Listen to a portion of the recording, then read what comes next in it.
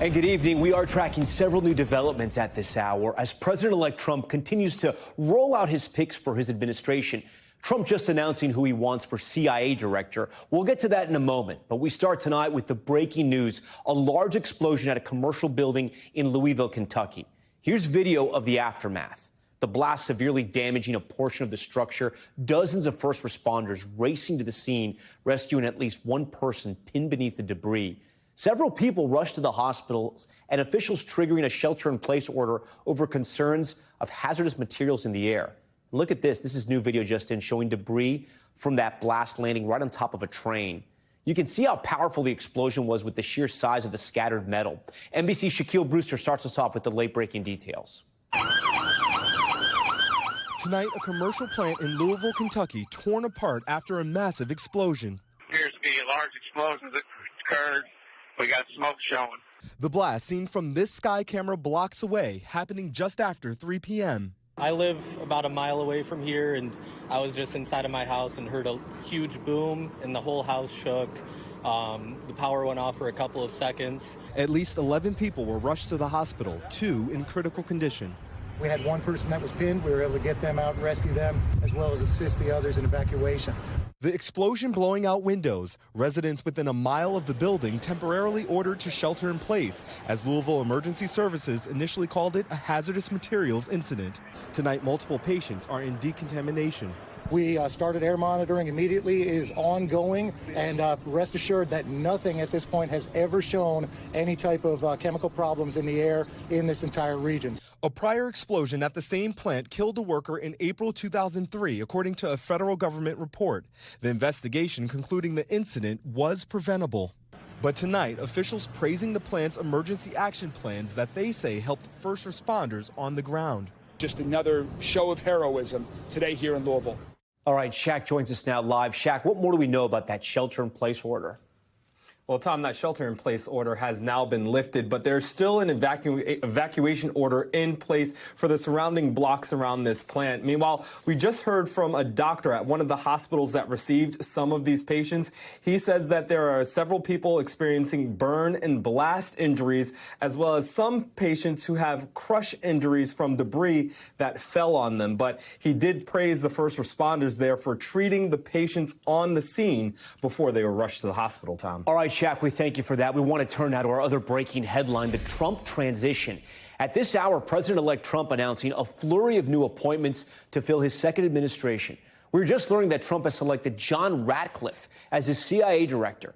Ratcliffe served as Trump's director of national intelligence in his first term, but was met with pushback at first over controversial statements he made as a federal prosecutor in Texas. He had claimed that he put terrorists in prison, but NBC and other news outlets found no evidence of that, and he removed himself from consideration. Trump later nominated him in 2020, where he was confirmed by the Republican-controlled Senate. It hasn't even been a week since Trump was elected, and he is quickly filling up his roster. You can see the columns here showing who he has officially announced for top roles and who he's expected to announce. Also just announced, Trump has tapped Steve Witkoff to be special envoy to the Middle East. Witkoff works in real estate and was with Trump when that second assassination attempt on his life happened on his golf course in Florida. No word on if he has any experience, though, in the Middle East. Let's take a closer look at the people emerging at the top of Trump's list tonight.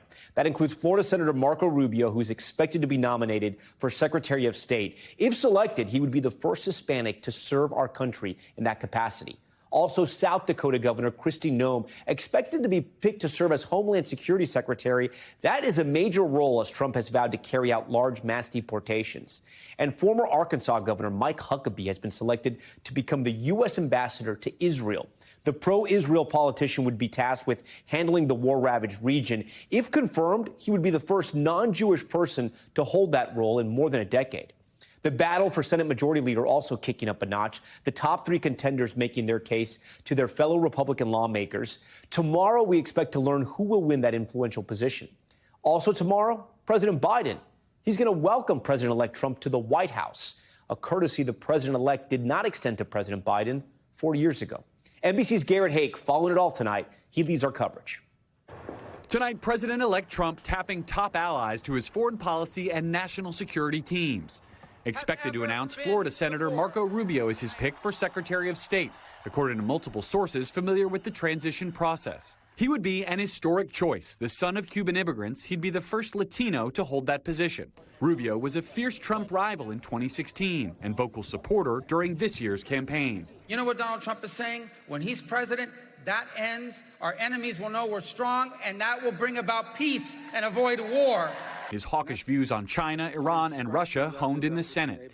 He's also embraced Trump's position that the war in Ukraine should come to a swift end. I think the Ukrainians have been incredibly brave and strong in standing up to Russia. But at the end of the day, what we are funding here is a stalemate war, and it needs to be brought to a conclusion. A Trump ally describing Rubio as, quote, less MAGA than other options, but someone who Trump's base could trust. And he's already getting bipartisan support. Democratic Senator John Fetterman posting Rubio, quote, is a strong choice, and I look forward to voting for his confirmation. Meanwhile, the president-elect picking another Florida Republican for a key role inside the White House, announcing Congressman Mike Waltz as National Security Advisor. Waltz is a decorated Green Beret and combat veteran who takes a tough stance towards China and shares Trump's view that NATO allies must pay more for their own defense. What I want to see are portions of NATO truly step up and do their fair share of defense spending. And today, Trump announcing former Arkansas Governor Mike Huckabee as his pick for ambassador to Israel. Huckabee has previously rejected the notion that the West Bank is occupied by Israel. Late tonight, Trump selecting his former director of national intelligence, John Ratcliffe, as CIA director, a Trump ally who Democrats argued politicized his role. For days, Trump has stayed out of the public eye as he interviews finalists and makes selections from a Mar-a-Lago war room, two Trump world sources say, watching videos of their television appearances to see how effectively they can deliver his message. One more pick he's expected to announce soon, four sources tell NBC News, Republican South Dakota Governor Kristi Noem to serve as his Secretary of Homeland Security. Noem, an outspoken Trump supporter with little experience in some of the areas she would potentially oversee, including FEMA and the Secret Service. DHS also includes the Border Patrol and ICE. Noem recently touting Trump's mass deportation plan. President Trump has already indicated that he wants to start by making sure that we're deporting the most dangerous first, those criminals, murderers, rapists that are threatening safety in our communities. Garrett joins us tonight from Washington. So, Garrett, explain to our viewers, in some cases in real time, right, we're seeing Trump build out his top staffers and aides, but with others, like, say, Senator Marco Rubio, there are reports that he's going to be tapped to be Secretary of State, but no official announcement. Do we know what the difference is? Well, look, I think the transition team is trying to put a process in place around Trump to roll these things out in a way where they can have surrogates on TV defending it. They can have the biographies ready for some of these people that they've selected. But this is still Trump world. This is still Mar-a-Lago. There are a lot of leaks and there's a lot of internal promotion. And that's creating an environment where you have the official announcements coming on one hand and you have the leaks and the reporting coming on the other hand. It's muddled any attempt to tell a story through the order of the rollout. But I think the picture that's being painted about Trump personnel as policy is still pretty clear on foreign policy. Strong on China, strong on Israel, strong on Iran, and perhaps less so on backing up Ukraine and their war against Russia. Yeah, and we're going to talk more about Ratcliffe right after you with Ken Delanian. But I do want to ask you about former governor of Arkansas, Mike Huckabee's appointment to the position of ambassador to Israel and Steve Witkoff as special envoy to the Middle East. Do we know what their credentials are for those two very important positions because of the ongoing war in Gaza and, of course, in Lebanon as well? Yeah, the Huckabee appointment in particular was very much a surprise. Huckabee, an evangelical Baptist minister, not somebody known for being especially dialed in on issues of the Jewish state, but he is exceptionally loyal to and supportive of Donald Trump. And some people will argue that's more important in foreign policy than the particular expertise that you have the ear of the ultimate decision maker, the president. That's also the case with Steve Witkoff, who I've interviewed before, who describes himself as one of Trump's personal best friends. I think having people who Trump trusts in the region to negotiate on behalf with Prime Minister Netanyahu, who Huckabee is also quite close with or fond of, is the way the Trump team would sell these two pretty unconventional picks for some very difficult diplomacy ahead.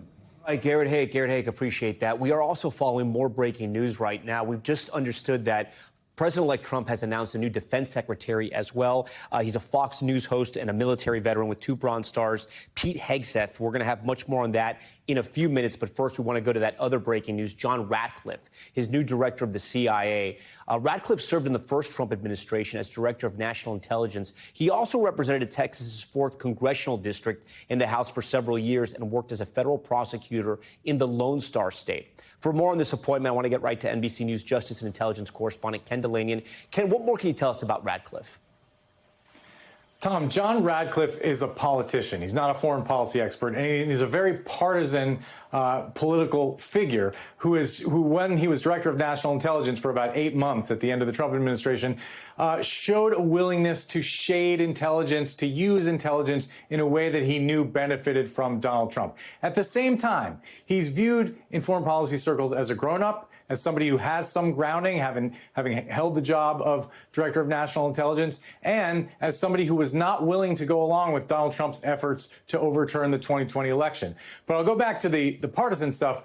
One example that stands out during his tenure is that he declassified some intelligence that the U.S. intelligence community had obtained from Russia that purported to show that Russia had concluded that Hillary Clinton was trying to concoct a story of Donald Trump's connections to Russia in order to damage Donald Trump. That was disinformation. And even at the time he released it, he said that they weren't sure whether this was true or whether this was Russian mischief. A lot of Democrats saw that as kind of a dirty trick, a way to use intelligence to benefit Donald Trump. So that's what Democrats would say are the negatives about him. On the positive side, though, testimony from the January 6th committee showed that he was not willing to go along with Donald Trump's efforts to overturn the election. He advised against White House officials participating in that. He said it would be bad for Donald Trump's legacy, and he did not come up in any of the criminal investigations of what happened during that period. Ken, you've done a lot of reporting on the CIA. What do you think? How do you think he'll be received by the agents there? Warily, cautiously. But the thing about the CIA is there are very few political appointees, really just the director and the general counsel. Everybody else there are career people, and they have long memories, and they know how to handle, and they know how to win over directors. And so I think they're going to make an effort to wrap their arms around him and try to take him into their confidence. He's going to have access to the most esoteric secrets in the government. And look, big picture here, as we're seeing with Marco Rubio and Mike Waltz, the national security advisor, a combat veteran, some Democrats are pleasantly surprised with the caliber of people. They're not people they're going to ever agree with on a partisan basis, but these are people with records in the foreign policy area, people who understand the world, and who are not necessarily on board with shrinking and this America First idea that the United States should not project power around the world, which is a bit of a surprise so far, Tom. Okay, Ken Llamas, and Ken, we appreciate your reporting on that. We want to move on now. And the expected selection of South Dakota Governor Kristi Noem to head up the Department of Homeland Security, it's being met with questions over what her leadership in the role will look like. I want to bring in our guest tonight here on Top Story, Chad Wolf, former acting Department of Homeland Security for the Trump administration, and John Sadwig. He's a former acting director of ICE under the Obama administration. Chad, I want to get to some breaking news for you first. I know we were going to talk about Kristi Noem, but with this situation, the news comes out pretty fast. We've just learned that President-elect Trump is going to nominate, and excuse me if I get the last name wrong, but Pete Hegseth from Fox News. He's also been awarded 2 Bronze Stars and served combat duties in Iraq, Afghanistan, and Guantanamo Bay to lead the Department of Defense. What's your take on this? Well, I don't know Pete. I know of his service. Obviously, I've seen him on Fox quite extensively. I think he's got certainly the background to lead the department. So I look forward to learning a little bit more about him and how he's going to lead. Okay, Chad, I appreciate that. I appreciate your honesty, too. Let's turn to Kristi Noem here. What do you think about the decision to name Kristi Noem Secretary of the Department of Homeland Security? Look, I think she's been a successful governor. She has leaned in on the border security mission. She's provided her National Guard down to the border for Governor Abbott in the state of Texas. I think she's dealt with FEMA, the Federal Emergency Management Agency, and a lot of different natural disasters in her state. And so, look, I think she's got the leadership to do that job. I think, again, she can lean in. She's going to have individuals like Tom Homan in the White House that will help support. So I think, I think it's a great pick, and I think she's going to do a great job. John, Kristi Noem, governor of South Dakota, and, she sent the National Guard to the southern border. What is your reaction to this election? Tom, look, I think she'll be the third governor to be the secretary of DHS. And as you know, and Chad knows very well, DHS is a massive agency, 260,000 employees, 7 operational components with missions as diverse as disaster recovery to cybersecurity. I think the executive experience is helpful in that regard. Obviously, look, she doesn't have extensive experience when it comes to immigration and border. I do think it'll be interesting because at the White House, you'll have Tom Homan, and there's very few people with as much operational experience as that. And then Stephen Miller, who's, of course, the architect of, the legal and policy side of the immigration and the mass deportation approach. So I think it'll be interesting to see how all this plays out because, candidly, sometimes tension forms between the department and the White House. And despite what every secretary wants, which is to be seen as a national security leader focused on in all the other mission areas of DHS, the bottom line is ultimately the immigration mission and the border mission tend to dominate the job and dominate the headlines. And it will be interesting to see this dynamic, recognizing that there's a very strong team at the White House. You think she's up for it? Oh, sure. I think, look, she was the governor of a state. She got elected governor. I think those are great credentials. She has a lot of learning to do, but she'll learn on the job. I worked for a former governor, Janet Napolitano, who was the secretary of DHS. Obviously, she was at a border state. She knew a lot about immigration, but there was still, candidly, a lot to learn. Worked for Secretary Johnson. He had a lot to learn coming from the Pentagon. I think Chad will tell you that, look, there's a really good team at DHS who will, a great career staff there who carry out the mission every day, make the job a lot easier just by their very presence. Chad, talk to us about the dynamics, right? Because you've been in the rooms, you've been listening to the president-elect and to the other people around him. So you're going to have Noam there leading the Department of Homeland Security, in addition to Tom Homan and Stephen Miller in the administration as well. How do you think that's all going to work out? Well, again, the secretary, the governor in this case, once confirmed, will actually be the one that's deploying her resources at the department, right? And so you're going to have individuals like Tom Homan and Stephen Miller and others that are giving direction, policy advice, things of that nature. And her job, her task, her challenge really is to turn those policies and those direction into operational realities on the border. How is the Border Patrol, how is ICE, how is USCIS going to implement these policies to turn that into actual change along that border and to accomplish the president's goal? So I think for her, once confirmed and in the seat, that's going to be the challenge, is trying to understand how do you marshal the resources and to really change the focus of the department from the last 4 years to that America First vision that President Trump has. And so, again, that will be the learning curve for the governor, but I'm confident she'll do a great job at that. Yeah, and John, I guess that's my question to you, too, because as somebody who's been in these sort of rooms as well, you have someone like Stephen Miller, right, who obviously makes his opinion known, has very strong feelings about the border and the way immigration policy should be carried out. And then you're going to have a governor, yes, a governor of a state, but not a border state, who's now going to lead a huge department, right, one of the most important departments, I would say, in the entire country and definitely in the cabinet. So how does she sort of, I don't want to say stand up to Stephen Miller, but at least try to work with him to make sure she doesn't get bulldozed? Tom, it can be tricky. I mean, I'll just be honest here. Like I said, the secretary's reputation ultimately hinges on what happens at the border and obviously what happens in the interior. President Trump made a lot of promises about the border, and Governor Noam will be, frankly, held accountable by the public and probably by the White House for the success or failure of the administration's policies. That said, just being candid with you, there can be tension between the White House and the department. And certainly in the Obama administration, it was a very collegial, collaborative relationship, but there were times when there were disagreements. It's also difficult and frustrating sometimes when the governor, this future secretary, she's in charge of the department. She's the one who's accountable, but maybe there's disagreement about the policy, or there's frustration with how quickly the policy is being executed, or frankly, the results aren't just what, you hoped for. Yeah. And I guess, it'll be interesting to see how that plays out. Ultimately, I think everybody's, the president's in charge. The president calls the shots, but, definitely perhaps behind the scenes, maybe even publicly, there will probably be some drama along the way. Chad, I do want to ask you, what do you think her number one priority should be? Well, the number one priority is obviously to change the operations along that border, right? You got to stop the catch and release. You got to stop the massive influx of individuals coming into the country, and only then can you deal with the population that's here, and you can start to remove them and start to take a real effect, and you can see some noticeable change.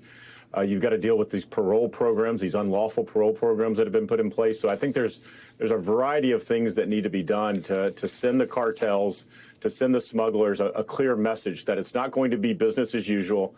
It's not going to be business as it has been in the last 4 years.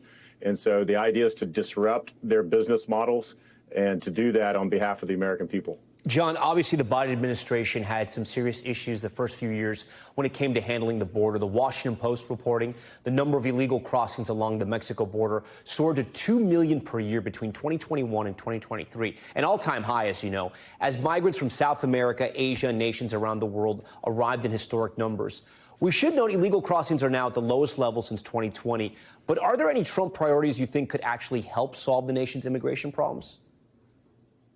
You know, look, Tom, at the end of the day, I think that there's more work that can be done in terms of focusing on criminal aliens, right? Individuals who are at large. The problem, though, is that that is surgical targeted work. And I can tell you that ICE is very good at apprehending all the individuals who are booked into our nation's, prisons and jails, right? You commit a crime in this country, you get booked into jail and you're undocumented, ICE is going to get you. What we're not as good at, and what I think we could do better at, is getting those at-large criminals, apprehending them before they commit a crime. It's slow-moving, painstaking work. It requires you to develop sources and work undercover operations. ICE's sister agency, HSI, is very good at it in terms of enforcing criminal laws. But it's not going to be mass deportation. It's more like surgical deportation. And I think what, unfortunately, I would like to see is a shift more towards a targeted approach where you get high-value targets, right, and instead of just getting mass numbers. Look, we know a couple things about the demographics very quickly of the undocumented population that's in this country. Of the 11 million people, over 66% of them have been in this country for more than 15 years. There are 4.4 million U.S. citizen children who have an undocumented parent. And I worry that as we get into this idea of deporting 1 million in a year or 11 million over 4, it's that population that we're targeting. There's no way around it. Yeah. Chad, before we go, have you heard from the Trump transition team? And would you welcome the opportunity to serve in the Trump administration, if asked?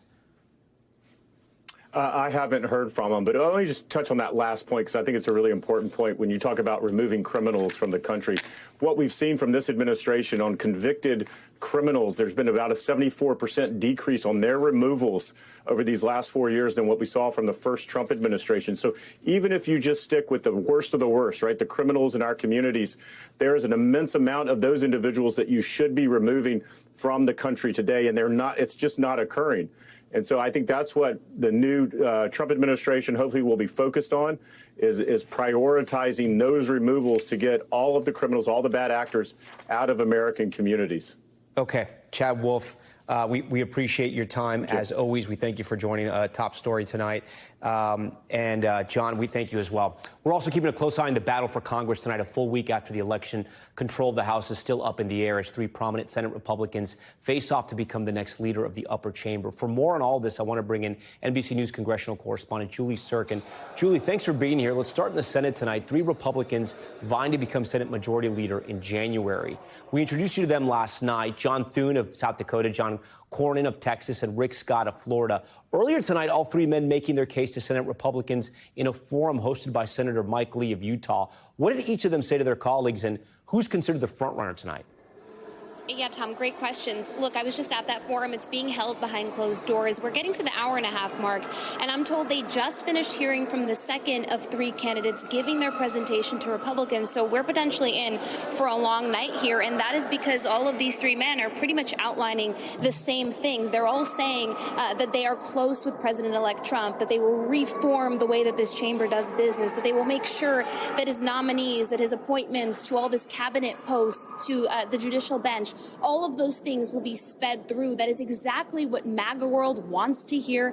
We know that they've been pushing Rick Scott all through the weekend. I've actually been told that even elected senators, that even elected lawmakers are not only hearing from MAGA world on X, online, they're actually seeing protests at their offices, getting phone calls, getting emails, getting spam to have their senator vote via secret ballot, meaning nobody will know who votes for who, for Rick Scott, who, I got to tell you, up until this last weekend has really been seen as the outlier here, as the two Johns, as we call them.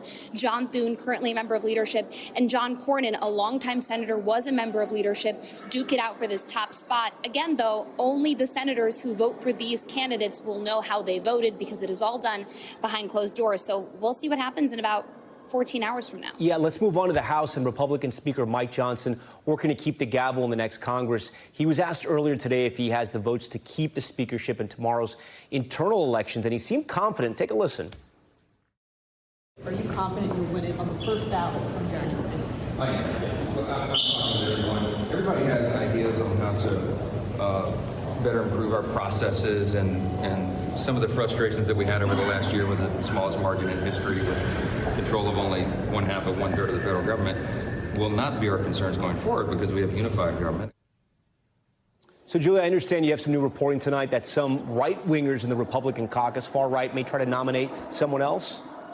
Look, they'll try. We heard from members of the House Freedom Caucus, the new chair, Andy Harris, who told my colleagues that they will try to bring forward someone known as a protest candidate to challenge Mike Johnson tomorrow when they have, again, their closed-door leadership elections. We saw what a fight, what a slog it was for Johnson to get this gavel in the first place about 13 months ago. Back in October, we saw this very public fight play out among the Republican conference. That is something that the former president, that the current president-elect Trump paid very close attention to. The fact that Republicans are perhaps on the verge of retaining their majority in the House is a surprise to many Republicans, and they know it is because of Donald Trump and the popularity that he had, the sweeping nature of his campaign across all those battleground states. All that being said, Johnson has worked very hard to try and strengthen his relationship with Trump. If Trump wants him to stay on in power, he'll stay on in power, Tom.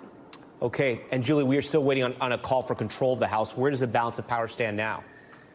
Well, here's the thing. Republicans are about at 215. They need just 3 more seats to get to that 218 number, cinching them the majority once again in the lower chamber. Democrats, as you see on your screen, have a lot more work to do to get there. So everybody that I'm talking to feels confident that Republicans will keep the majority. The thing is, though, they've already sent warning signals to Trump, to his team, saying don't take other members that we have. We need to pad the majority so we can pass all of those policy initiatives that you have. He already took Elise Stefanik, for example, to the cabinet. He already took Mike Waltz to the cabinet as well of Florida. And as you saw on that map there, there is not a lot of numbers that they can work with here in terms of having a lot of space for defections, for example, to try and get this very overarching, overwhelming mandate through, as Trump calls it, through Congress, through both chambers. So certainly a very tight margin for Republicans, and they're going to want to keep all of their members in line here. That is true. Okay, Julie Sirkin, we thank you for that.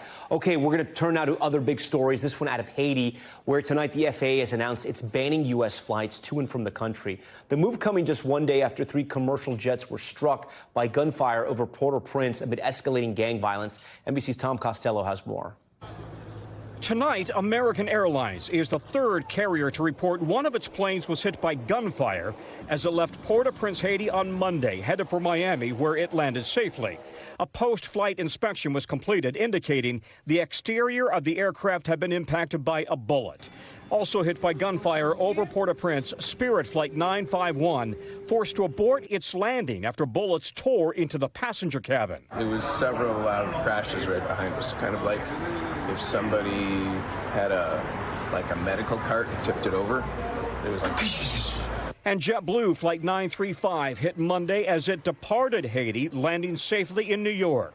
While no passengers were hit, a Spirit flight attendant did suffer a minor injury. We're always aware. When we're going to Haiti, we're always aware of what's going on. Today, the FAA issued an immediate order prohibiting U.S. airliners from flying below 10,000 feet over Haiti due to safety of flight risks associated with ongoing security instability. No flights into or out of Port-au-Prince. Also today, Haitian police posted outside the now-closed Port-au-Prince airport. 85% of the city is controlled by heavily armed rival gangs.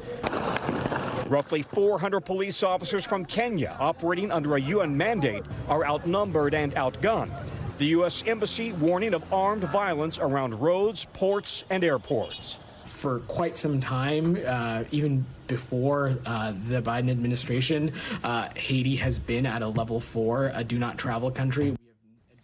All right, with that, Tom Costello joins Top Story tonight. So, Tom, you now have 3 carriers that were attacked by these shootings. How long will that FAA ban not to fly into Port-au-Prince, do you think, last? At least 30 days, and it could be extended if the security situation does not improve. American today said its flights will remain suspended at least until February 12th, depending on the situation on the ground. But, Tom, I think now we've had 3 commercial airliners hit by gunfire, whereas you might have thought the first one or the second one, maybe they got caught up and they flew over a hot firefight. When you've got 3, I think you got to wonder whether these were purposely targeted. Okay, Tom Costello for us. Tom, we thank you for that. Now to the weather and wildfires raging on both coasts. Much of the Northeast under red flag warnings tonight as a historic drought continues to grip the region. One of the largest wildfires, the Jennings Creek Fire, spreading to 5,000 acres along the New York-New Jersey border. Let's get right to NBC News meteorologist Bill Cairns. Bill, this has been a historically dry fall, and there's no precipitation in the immediate forecast. We had a little bit over the weekend. What's going on here? We have to wait. We may have to wait till almost like Thanksgiving until we get a heavy soaking. So this is the forecast right over the next 7 days. Notice from Philadelphia northwards, not a drip. So any day that we have low humidity and gusty winds like we did today, we're going to get these red flag warnings, and the threat of any fires spreading rapidly will be there. Now, this is for tomorrow. Elevated risk from Connecticut all the way down through New York, once again, New Jersey included. We have a major drought in this region, and with the gusty winds, the leaves are down. It's going to be very easy for any fires to spread tomorrow. And the winds will be out of the northeast, from Boston to Hartford to New York. So whatever fires we have out there, Tom, you have to kind of pay attention to the wind direction, because that depends if you're going to get smoke in your area or not. Okay, and I know there's something happening down in the tropics, and I know it hasn't even formed yet, but I want you to take your time tonight, Bill, and tell us what exactly is it and the possible places it could go.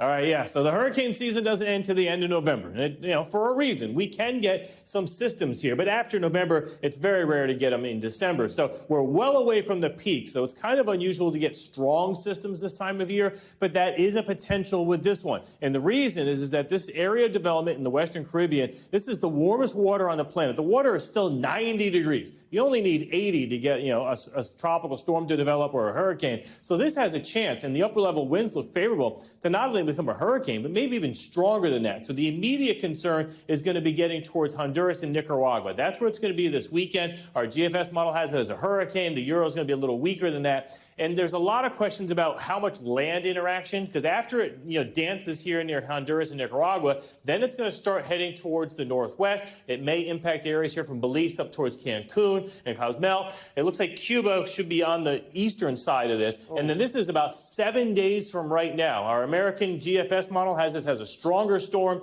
in the Gulf of Mexico. The euro's a little weaker because of the land interaction. But regardless, all signs are that we're going to have a storm system that we'll be tracking. The name will be Sarah. And after this, unlike what we dealt with Rafael, the last one, this will then head towards Florida. So we don't know yet in the middle of next week if we're going to have a hurricane or a tropical storm or just a messy area of rain. But regardless, Tom, this is something that we have to take seriously despite what the calendar says. Bill, before you go, and keep that graphic up there, the euro model, where would the euro model go? Do we know? Well, if I was to take this from what the thinking is right now, the GFS has it going up somewhere here to the west coast of Florida. The Euro model would kind of come up and go a little further to the south. Anything is in play now from the Florida Straits here all the way up through the Florida Peninsula. But this is 8-9 days away, Tom. A lot can change, and a lot's going to depend on how much this storm, Sarah, interacts with land, either Cuba or in Mexico. If it kind of skirts right through the middle here,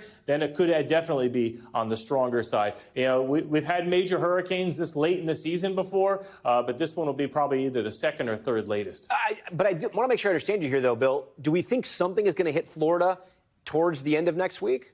I'd be shocked if it's not at least rain. It could be anywhere from a tropical disturbance to a hurricane. So it's way too early to even guess what that's going to be, but people in Florida need to watch this closely. Bill Cairns, we thank you for walking us through that. We know it'll be several days out, but we're going to be watching it, every single one of them. All right, thanks, Bill. Moving overseas now to that violent demonstration unfolding in Amsterdam. Multiple people arrested after setting fire to a tram car and shouting anti-Semitic phrases. The city already on edge after last week's violent attack on Israeli soccer fans and some other fans reportedly chanting death to Arabs in the streets. NBC's Claudia Lavagna is in Amsterdam with the latest. Tonight, authorities in Amsterdam warning of plans for another night of rioting. Oh my God.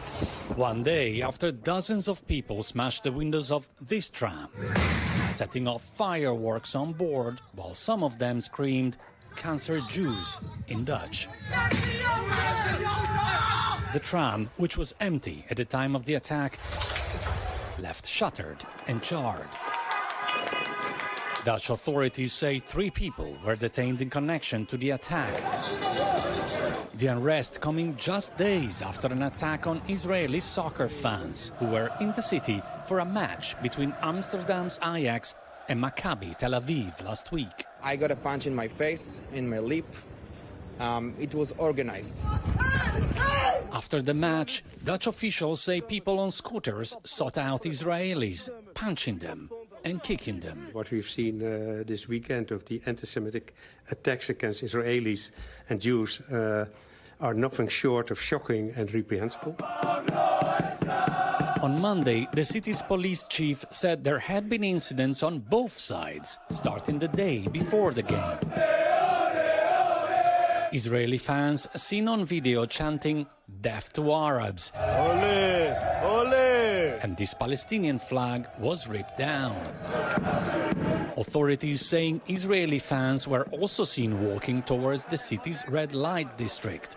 They say some had taken off their belts and attacked a taxi. Other taxis were also vandalized. According to Amsterdam's mayor, 62 people were arrested in connection to the violence surrounding the game, including 10 Israeli citizens. In a letter to the city council, the mayor calling the attacks a toxic cocktail of anti-Semitism, football hooliganism, and anger over the war in Palestine and Israel and other parts of the Middle East. Tonight, the capital city remains under strict emergency orders, with protests banned until Thursday. Police detaining those who defy the order as the city remains on edge. On Tuesday evening, Amsterdam's main square looked calm, but this is where everyday pro-Palestinian protesters gather despite the protest ban. Now all eyes are also on Paris, where on Thursday the Israeli national soccer team will play France. Tom? Okay, Claudio, we thank you for that. We want to get back to that breaking news now. President-elect Trump naming Fox News host Pete Hegseth as Secretary of Defense. I want to get right to Lieutenant Colonel Danny Davis. He served more than 21 years in the military, including 4 combat deployments. Lieutenant Colonel, we thank you for being here. We noted that Hegseth has served in Iraq and Afghanistan, and he does have 2 Bronze Stars. What is your reaction to the news? I understand you've been on his shows before on Fox News. I have, yeah, several times actually. And listen, I mean, I think he's a good pick. He's definitely unconventional, which is kind of standard data for Trump, I guess, because no one saw this. He wasn't on anybody's radar. And I'm talking to a number of people who are on the Trump transition team, and he didn't hit any of those radars. So this kind of came out of left field. But look, you got to look at his policies and the things that he's talked about. And Trump wants somebody in there who's going to bring his America First agenda, that wants a strong military, but that also doesn't want to use the military and fighting any wars that are not necessary unless it's for our national defense. And I think that we can count on Hegseth to come in because he really understands veterans issues. He understands the value of human life, and he's not going to want to to move things in any direction that's that's neocon kind of thing, or get us into wars we don't need to fight. So he's somebody who's obviously defended our country, right? And he's been awarded with 2 Bronze Stars, as we mentioned, along with other awards too in the military. Went to Harvard and Princeton, from what I understand here from reading this release here. But he's now going to manage this massive department, right? The Department of Defense. What does it take to run that department? Obviously, he knows warfare, he knows combat, but he's going to have to manage a massive staff along with all of our different branches of the military. Yeah, there's no doubt about that. That is a monumental task. I worked in the Pentagon almost 3 years, so I know firsthand what that's like and how huge the challenge is.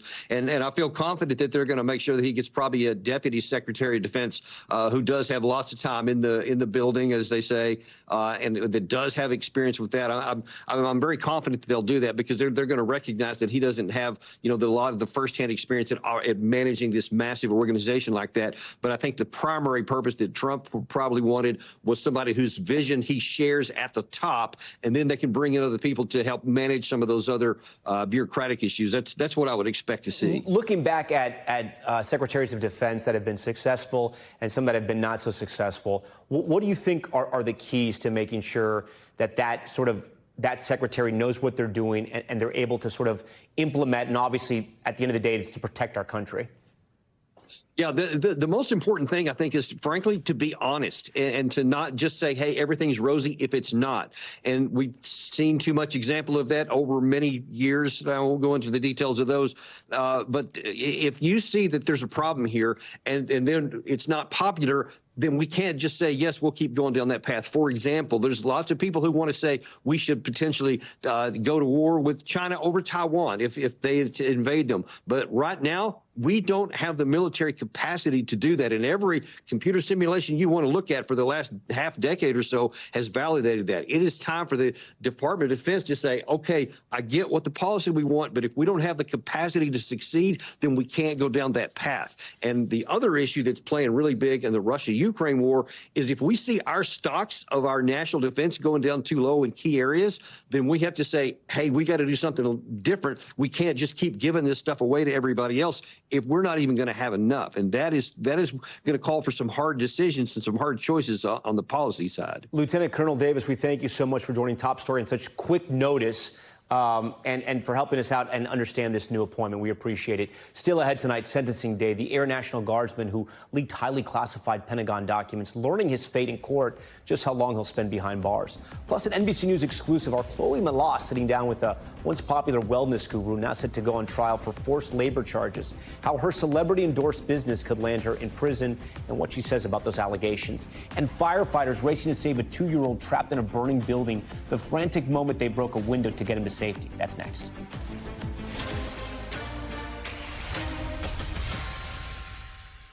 We are back now with federal charges against a wellness guru. You may know the name Nicole Daedon from the 2020 Netflix doc about her company, One Taste. Now she's breaking her silence about that film and the charges she'll face in court, speaking exclusively with NBC News entertainment correspondent Chloe Malas. And a warning, the story contains very graphic details. We have a pleasure deficit disorder in this country. There is a cure, and that cure is orgasm.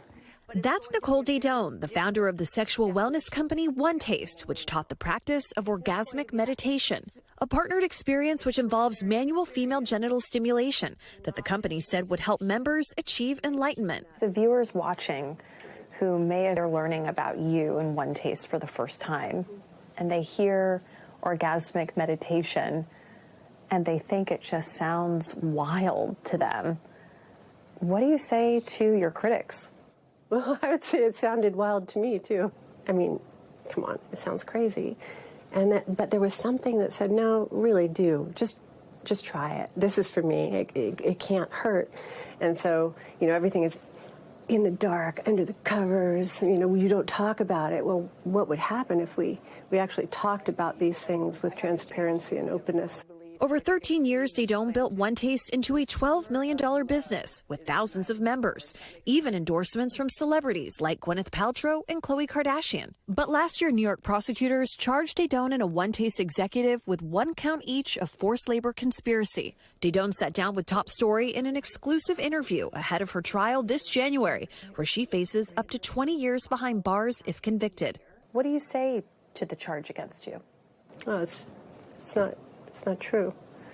It's definitely not true. And I want to go to court because I want all of this transparent. I want it to be exposed. But the indictment alleges Daedon preyed on individuals who had been victims of previous trauma, forced One Taste members into debt by opening lines of credit to finance courses, subjected them to constant surveillance, had them sleep in communal homes and share beds, groomed members to engage in sexual acts with investors and clients, and encouraged them to allegedly limit contact with people outside of the organization. Okay, I'm going to just say it.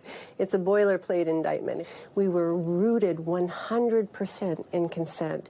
If I talk to you about the practice, from the very moment that I would say to you, would you like to own? You can say yes or no. No is a perfectly acceptable answer. It's all based in consent. We had an ethics committee. This is the antithesis of what this company was. According to Dr. Nicole Prouse, who studies sexual psychophysiology at UCLA, there are health benefits to orgasmic meditation.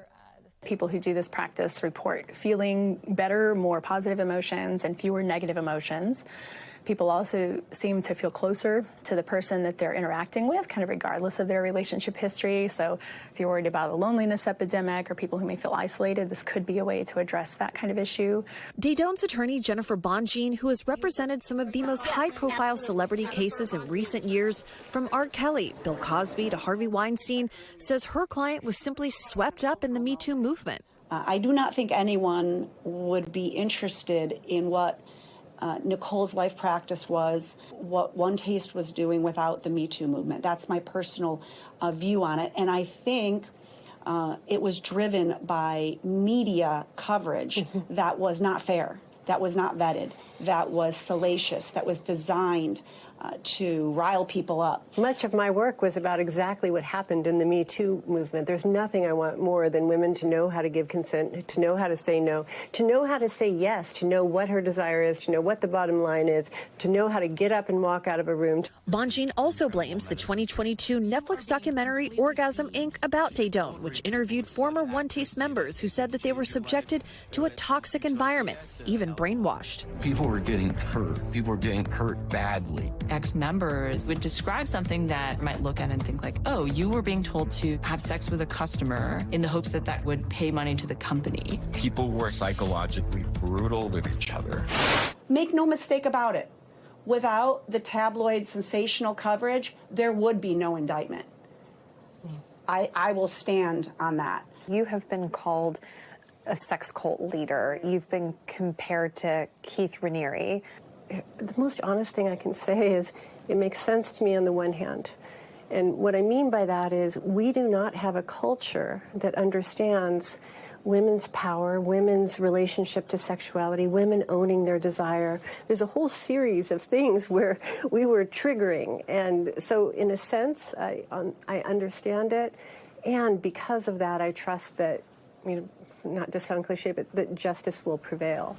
The Eastern District of New York declined to comment. Are you prepared to potentially serve jail time?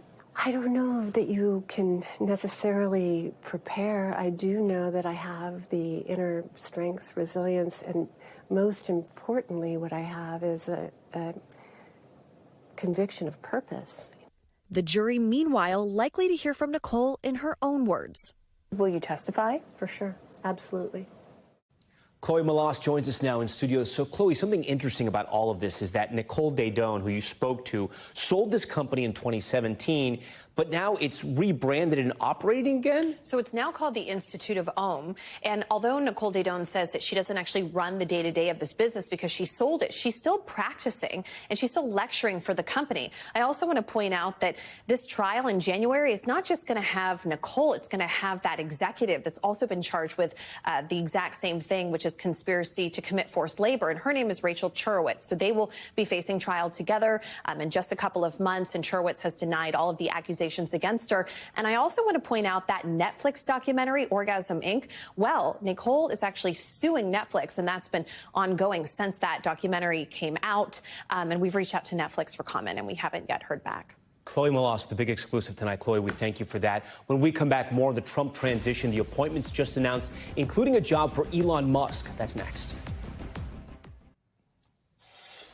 Okay, we're following more breaking Trump transition news at this hour. President-elect Trump tapping Tesla CEO Elon Musk and Vivek Ramaswamy to lead a, quote, Department of Government Efficiency.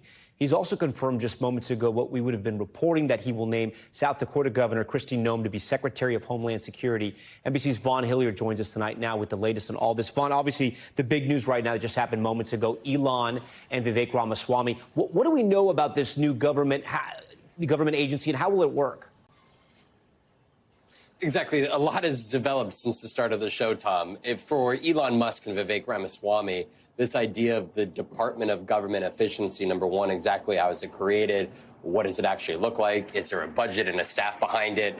These details are very unclear. What I can tell you, though, is that Elon Musk, over the course of the last week, has been a consistent presence at Mar-a-Lago ever since Donald Trump's election. But even before Election Day, Elon Musk had been on the campaign trail on behalf of Donald Trump. And Elon Musk had talked about the fact that the U.S. annual federal budget is about $6 trillion. And he had been telling crowds that he would be able to cut $2 trillion out of the federal budget, which would be slashing it by 1/3 annually. And Donald Trump himself had echoed this on the campaign trail, saying that he would put Elon Musk in charge of government efficiency and bring him in his administration to do just that. And now, 1 week after his election, he is now promising to go forward with that campaign promise. And now when we're talking about $2 trillion out of the federal budget, we're talking about staggering numbers that Elon Musk, even himself, admitted would be causing hardships for Americans on the outset, but that it would be financially beneficial for the country in the long term. Of course, we're talking about the federal budget. You're talking about defense spending, immigration spending. You're talking about Social Security, Medicare, Medicaid. There's no details that have been provided here at this time, but Donald Trump suggesting that the two men, Ramaswamy and Musk, will have until mid-2026 to figure this out and bring efficiency to the federal government. Again, very little details as to exactly what that means at this point, Tom. You know, Vaughn, do you think, and I know you would be speculating here, but do you think Elon Musk and Vivek maybe are, I don't know if the word is disappointed, right? But they were such staunch supporters of President-elect Trump. And I know, Elon Musk spoke about this agency. This was a big thing for him. But for Vivek, I mean, weren't there other ideas and plans for him? That was the question mark as to where Vivek Ramaswamy would potentially go. But though he was also in discussion as potentially an appointment to fill J.D. Vance's Ohio U.S. Senate seat. He's Ohio resident himself. And so I think for Vivek Ramaswamy to actually be tied to the world's richest man, Elon Musk, it's not necessarily a bad gig, depending on exactly where it goes and how long of a leash that they have. But again, so much of the budget is going to also rely on lawmakers and the Republican majorities on Capitol Hill to sign off on said budget. So this is going to be complicated, an intense few months I think we should expect in Washington, D.C. Vaughn Hillard, we thank you so much for being on Top Story and walking us through this breaking news. We really do appreciate it. And we're going to be right back. Okay, we're back now with Top Stories news feed, starting with the former Massachusetts National Guard member sentenced to 15 years in prison for violating the Espionage Act. A federal judge handing down the sentence to Jack Teixeira for illegally collecting and leaking highly classified military documents about the war in Ukraine on Discord. The 22-year-old pleaded guilty in March to 6 federal charges.